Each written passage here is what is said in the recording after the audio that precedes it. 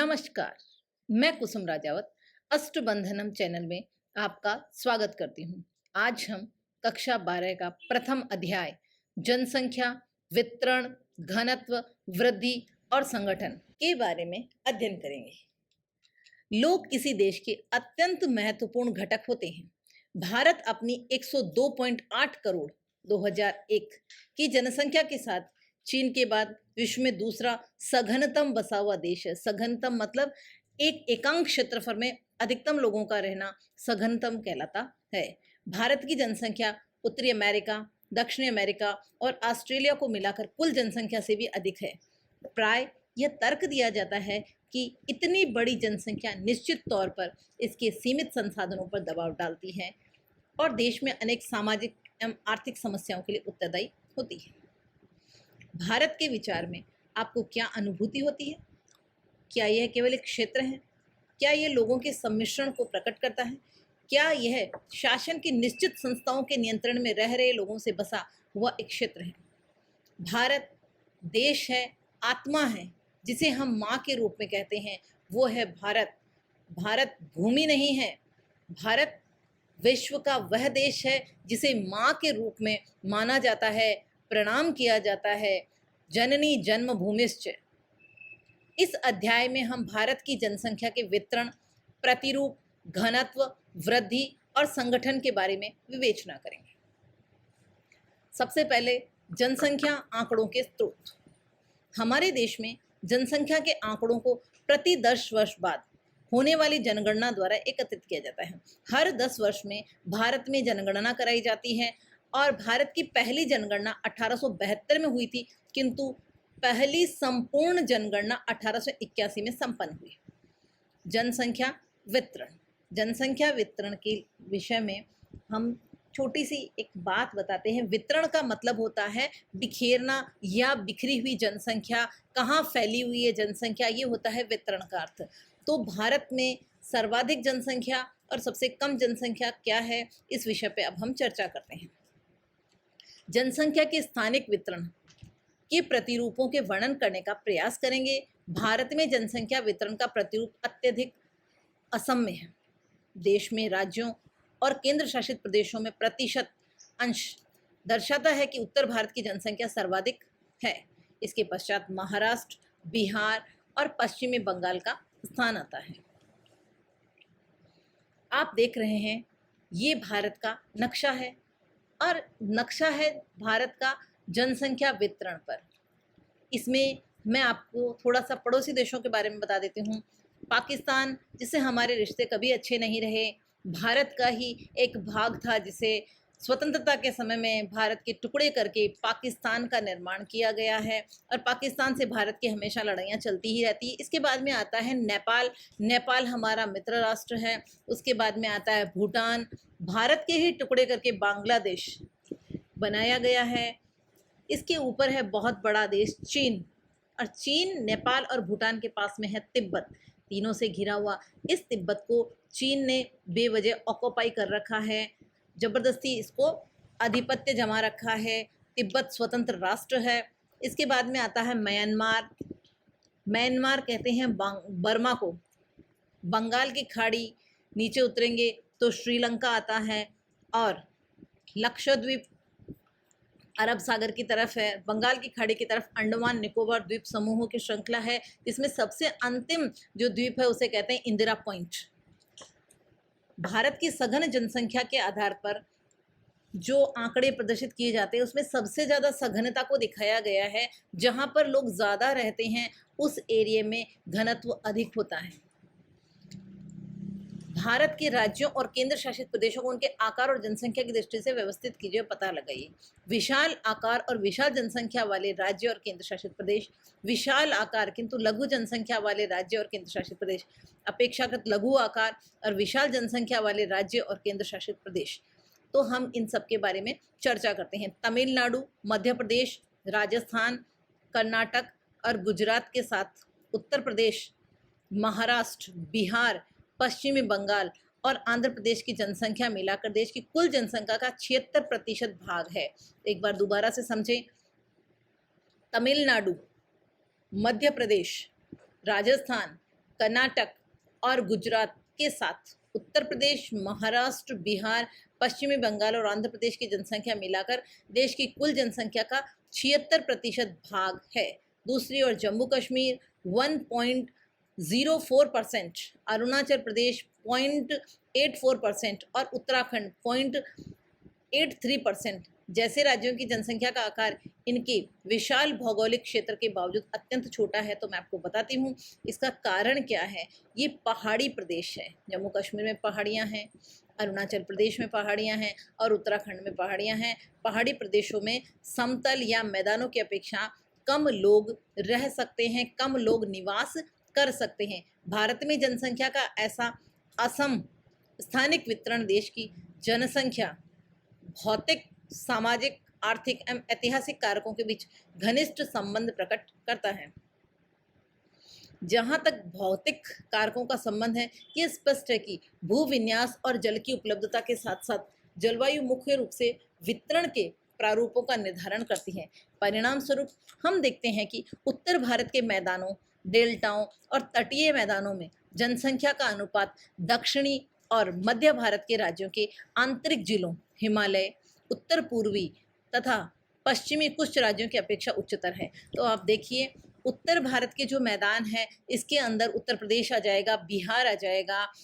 इन प्रदेशों में बहुत अधिक जनसंख्या वास करती है मध्य भारत में, दक्षिणी भारत में, राज्य के आंतरिक जिलों में, जबकि हिमालय, उत्तरी पूर्वी और पश्चिमी कुछ राज्यों की अपेक्षा उच्चतर है। तो हिमालय के जो प्रदेश हैं और उत्तर पूर्व हिमालय तराई प्रदेश और पश्चिम में राजस्थान, जहाँ पर थार का रेगिस्तान है, वहाँ पर अनुकूल जलवायु नहीं होने के कारण से या तो बहुत ज़्यादा ठंड है, टेम्परेचर माइनस में है, या राजस्थान की भीषण गर्मी जहाँ 50 डिग्री सेंटीग्रेड तक के भी तापमान पाया जाता है।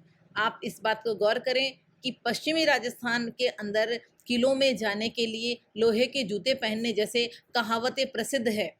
किसी भी सिंचाई के विकास, खनिज एवं ऊर्जा संसाधनों की उपलब्धता, तो सिंचाई के विकास सर्वाधिक राजस्थान में है, क्योंकि जहाँ पानी की कमी होगी वहीं पे सबसे ज़्यादा उस चीज़ का डेवलपमेंट होगा।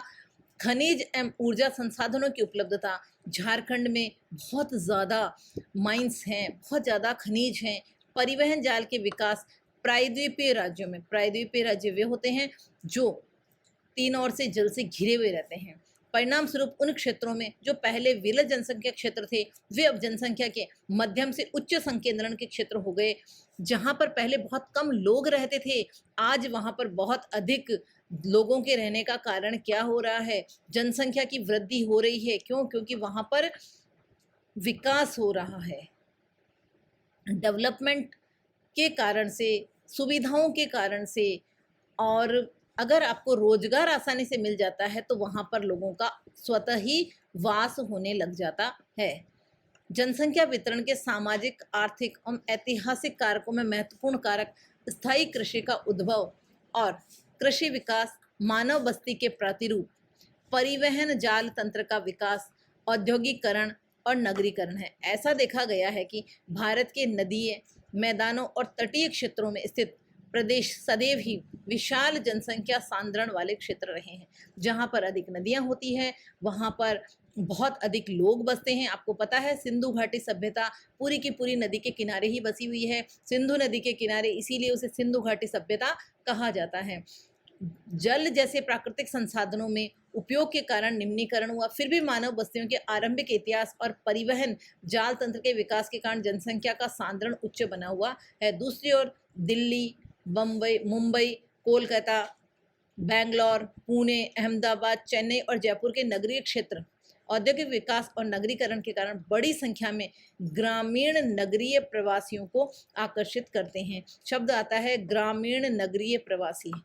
ऐसे प्रवासी जो गाँव में रहते हैं, गाँव से नगरों की तरफ जाकर के रहते हैं, उन्हें कहते हैं ग्रामीण नगरीय प्रवासी। उनको आकर्षित करते हैं। उन्हें लगता है कि उद्योग धंधे सब यहीं पर हैं, नगर में रहेंगे, बच्चों को अच्छी एजुकेशन देंगे, अच्छी कमाई करेंगे, इसलिए सभी लोग नगरों की तरफ आकर्षित होते हैं।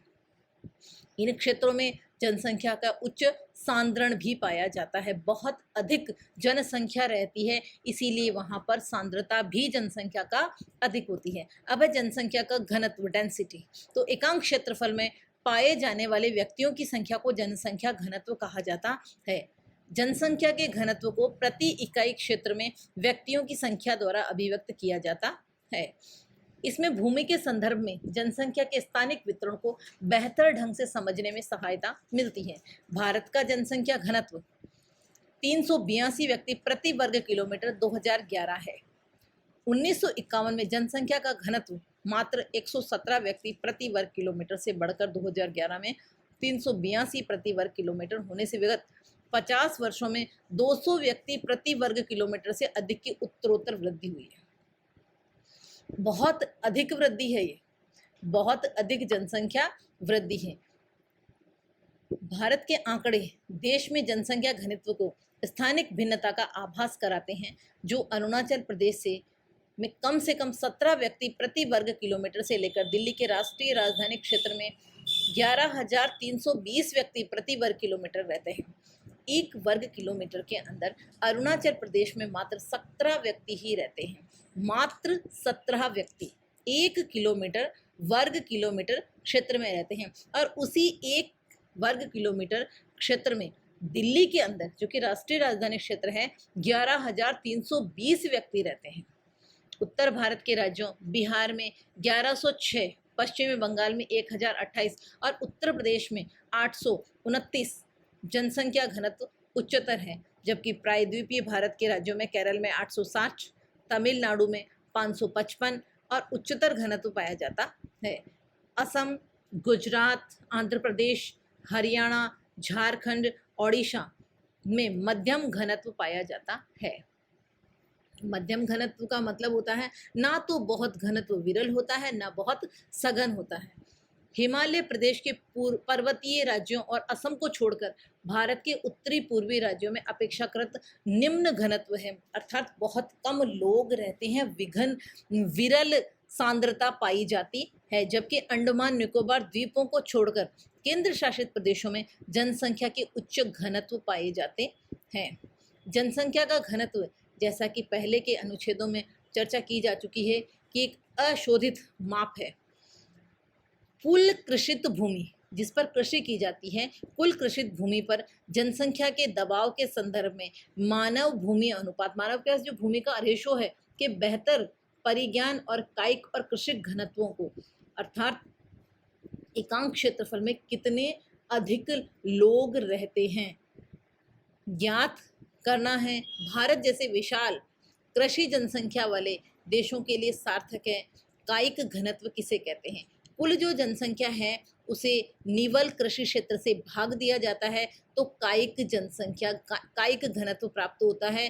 कायिक घनत्व क्या होता है? कुल जनसंख्या में निवल कृषित क्षेत्र का भाग दिया जाता है, कायिक घनत्व कहलाता है। अब है कृषीय घनत्व।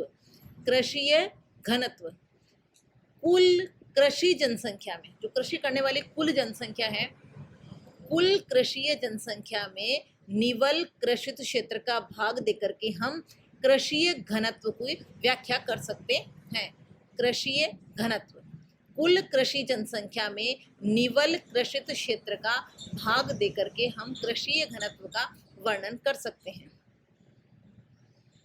कृषि जनसंख्या में कृषक, कृषि मजदूर और उनके परिवार के सदस्य सम्मिलित होते हैं। कृषि जनसंख्या वह जनसंख्या होती है जिसमें कृषक, कृषि मजदूर और उसके परिवार के सदस्य सम्मिलित होते हैं।